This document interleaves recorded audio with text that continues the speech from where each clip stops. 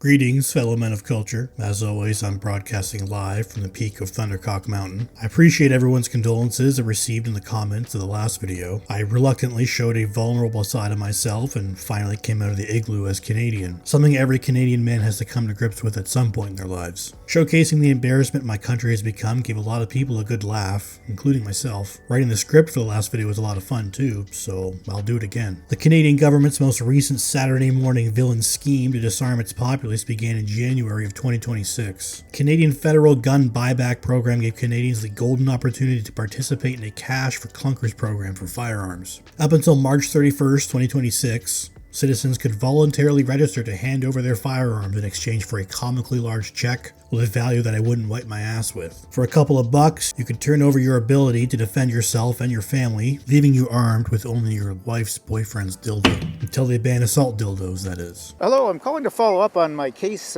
for returning a firearm. David Hicks says he picked up the phone on day one to take part in the government's gun buyback program.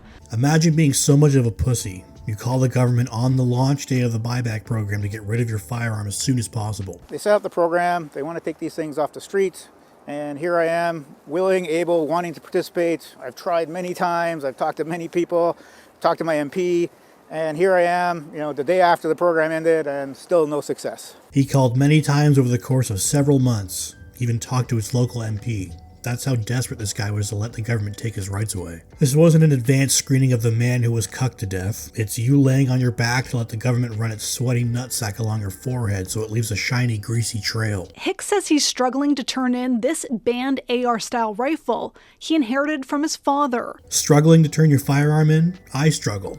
To suck my own dick. Giving your gun away isn't a struggle. I want to thank my channel members, Dawson the Hole, Tuka Trupa, Holden Thompson, Ryan Engel, Swamp Ninja, and the Herbalist. You guys are true men of culture and you're more than welcome on Thundercock Mountain. The voluntary part of the program ended on March 31st, 2026. That's the cutoff date to get paid for your weapons. Compliance becomes mandatory by October 30th, 2026. But what happens after the cutoff date? Minister, the declaration period for firearms owners is scheduled to end next week. So far, only 2.5% of the estimated 2 million affected firearms have been declared. And 98% of firearms owners haven't made a declaration.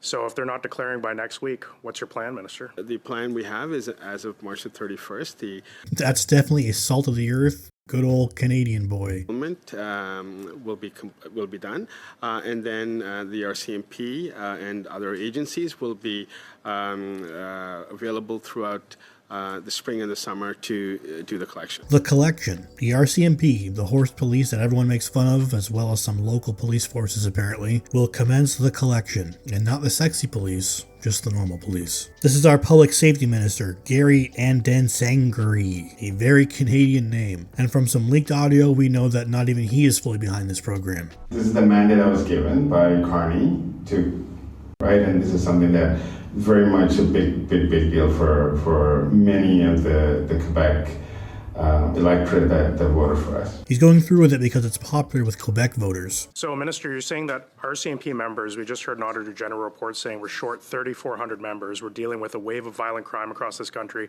And you're saying that your plan is over the spring and the summer to deploy RCMP officers to go door to door to firearms owners and seize their firearms? So this is a voluntary program, Mr. Lloyd, as you're aware. And the RCMP resources and the resources we will use with law enforcement does not contemplate in any way using existing resources. These are additional resources, so these are those who are off duty, those who may be retired. The active officers we have are already stretched thin, so the plan is to send out retired and off-duty officers to seize the weapons. I'm sure retired police officer Kenny Curvecock is sitting at home, relaxing with a drink on a Sunday afternoon, reminiscing about his career. What a crazy life it's been when he gets a call from the police store. Can I put my finger in your ass? The police boss needs him back for one last job, and it's going to be a big job. During the period of time Canadians could volunteer for the program, only 2.5% of gun owners actually did. 97.5% of Canadian gun owners didn't respond. As of late 2023, there were 1,296,000 registered firearms in Canada, which includes restricted and prohibited models that are targeted by this buyback program. Sending out a handful of retired police officers to collect 12 million guns is going to be a big job, especially so considering 97.5% 2.5% of the people that own them probably aren't interested in spreading their ass cheeks and letting the government fist them dry. A handful of police services in Ontario have already stated they aren't participating in the seizure of firearms, including the Kingston Police Service, Toronto Police Service, and the Ontario Police Service. Literally the ops. The problem the government is having here is the general population isn't as dumb as they think they are. For every Canadian that makes our country look like a total joke, there are 10 normal people that you never hear about because they aren't constantly on social media talking about their gender. How many genders are there?